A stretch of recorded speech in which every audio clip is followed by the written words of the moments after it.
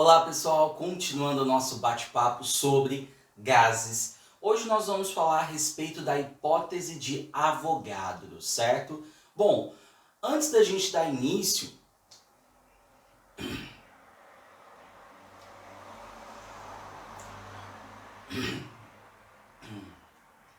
Olá pessoal, tudo bem?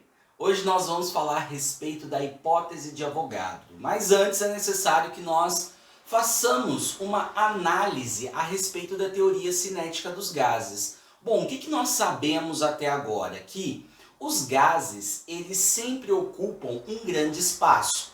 Isso independe do tamanho da molécula, ou seja, do tamanho do raio dos átomos que compõem aquela molécula. Isso passa a ser algo desprezível. Portanto, pessoal, dois gases, certo? Considerando a mesma quantidade de molécula e apresentando diferentes tamanhos, podem sim ocupar o mesmo volume, desde que estejam submetidos a uma mesma pressão e a uma mesma temperatura. Portanto, novamente é importante eu frisar para vocês que o tamanho da molécula é desprezível. Bom, e o que Avogadro trouxe para a gente? Ele trouxe a seguinte regra, ou a seguinte lei. O mesmo número de moléculas ocupará o mesmo volume quando submetidos nas mesmas condições de temperatura e pressão. Então, essa é a teoria, é a hipótese proposta por Avogadro. Bom, e o que a gente vai analisar aqui? Vamos considerar que nós temos três recipientes contendo três gases distintos: ozônio, metano e hélio. Considere também que a quantidade em mols, ou seja, o número de moléculas presente em cada um desses sistemas é igual. Vamos colocar que eu tenho um mol de ozônio, um mol de metano e um mol de hélio, ou seja, 6 vezes 10 a 23 moléculas de cada um desses gases. Eles estão submetidos às mesmas condições de temperatura e pressão, então a gente pode também fazer essa igualdade. Se você tem um sistema que obedece a essas condições, nós podemos falar que o volume de ozônio é equivalente ao volume de metano, que também é equivalente ao volume de quem? De hélio, certo? Portanto, essa é a definição proposta por Avogadro. Vamos fazer uma outra análise. Considere que nós temos 1 litro de gás hidrogênio e 1 litro de hélio, certo? E a gente faz as seguintes observações. Nós temos em 1 litro de gás hidrogênio e 1 litro de hélio a mesma massa? Não, porque nós sabemos que a massa molecular do hidrogênio é de 2 gramas por mol e a massa molar do hélio é de 4 gramas por mol. Portanto, nós não levamos em consideração a massa. Se eu tenho 1 mol de H2, 2 gramas. Se eu tenho 1 mol de hélio, 4 gramas. Mas se esses gases estão submetidos nas mesmas condições de temperatura e pressão, eu posso afirmar para vocês que o número de mols de gás hidrogênio ele é equivalente ao número de mols de quem? De hélio, certo?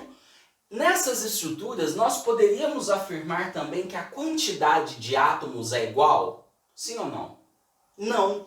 Por quê? Aqui nós temos a presença de 2 átomos e aqui nós temos a presença de 1 átomo. Isso analisando uma única estrutura, uma única molécula, correto? Portanto, o que é importante a gente deixar claro aqui?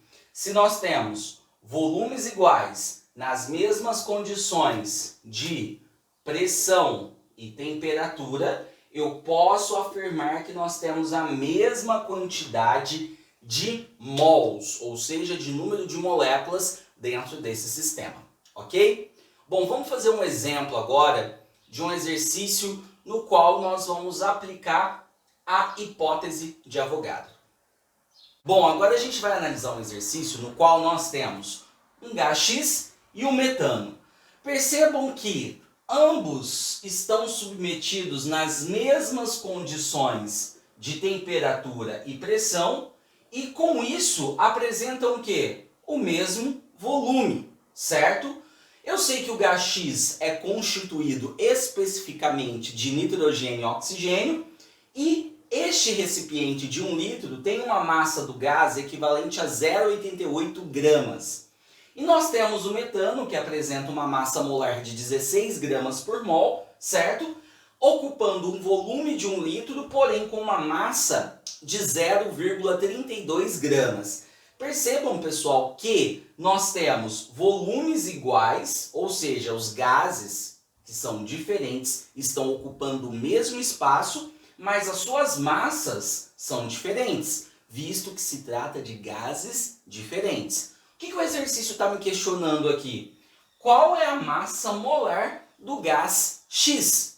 Bom, de acordo com a hipótese de Avogadro, se nós temos dois gases submetidos nas mesmas condições de pressão e temperatura, os seus volumes serão iguais. Logo, isso me indica que nós temos que o número de mols de metano equivale ao número de mols de quem? Do gás X, certo? Portanto, nós sabemos que mol nada mais é do que massa dividido pela massa molar. Portanto, massa do metano dividido pela massa molar do metano, que é igual a massa do gás X dividido pela massa molar do meu gás X. Nós temos a massa em gramas do metano, que é de 0,32, dividido pela massa molar, que é 16.